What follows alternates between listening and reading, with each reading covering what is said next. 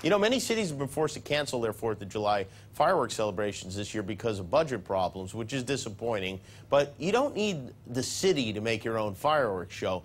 All you need really is a friend and some inspiration. And tonight, a couple of our security guards, Ricky and Adelina, are here to show you how to make your own fireworks at home.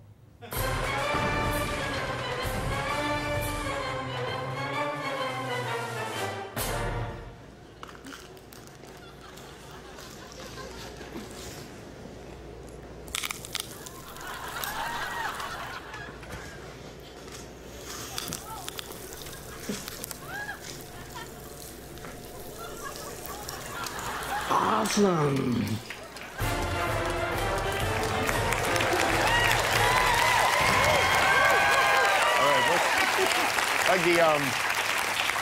Looks like the beginning part to the worst porno ever.